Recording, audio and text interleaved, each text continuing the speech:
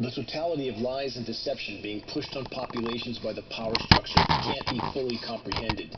The official denial of the ongoing climate engineering, weather warfare, biological warfare atrocities in our skies is the most massive and dangerous official deception of all. Though there is an illegal federal gag order on all National Weather Service and all National Oceanic and Atmospheric Administration employees, occasionally mainstream media weather forecasters have made mention of the U.S. military's toxic heavy metal and chemical dispersions in our skies, though, again, never admitting to the ongoing climate engineering operations. How are you, Craig? I'm well, and the radar is looking a little bit busy tonight, but it's a little deceiving because sometimes, especially here in South Florida, near the waters of South Florida, there are military training exercises, and they release this thing, these little reflective materials in the atmosphere that the radar bounces off of. Now, I'm not going to go into a big explanation about what it is and why they release it. It's called chaff, and when we see it on the radar, we know it's harder to find the precipitation, but the radar that we use is able to switch modes so we can distinguish the chaff from the rain. And in fact, here is the shower activity right now that's moving to the north. All this stuff to the south is chaff. It's not rain. It's just those military decoys that are released into the atmosphere.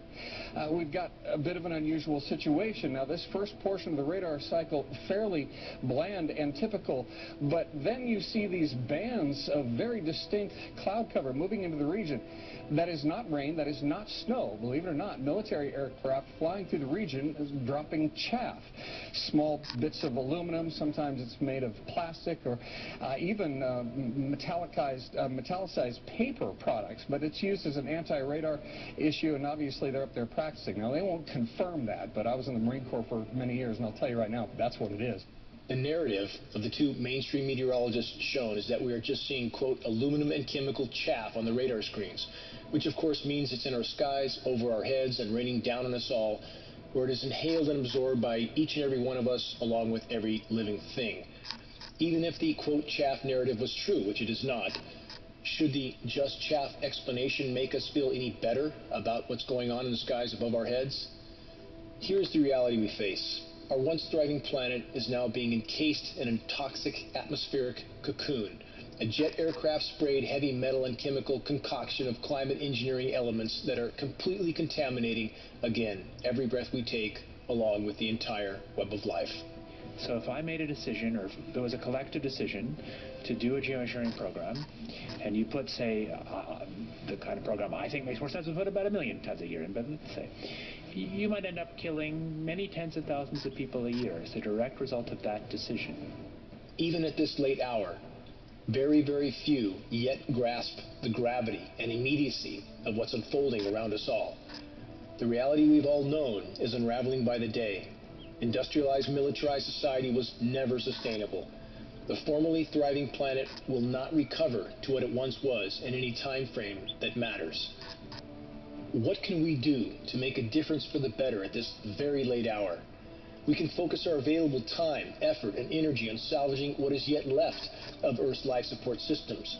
We can dedicate our lives to the attempt of salvaging some semblance of a future for our children and what is yet left of the web of life.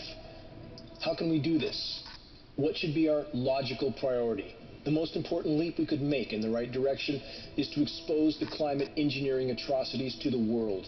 Then, with the masses awakened to what has been done to them without their knowledge or consent, with a global army of the awakened, with our military brothers and sisters awakened to what they are doing to themselves, to their own children, to their own citizens, then we can stop the climate engineering, weather warfare insanity. Refuse to go silently into the night. Stand up and join this epic battle for the greater good. Make your voice heard while it can make a difference. Share credible data from a credible source. Help to start spot fires of awareness.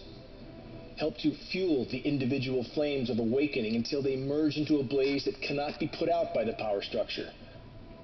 Our will can never be taken. Never give up, ever.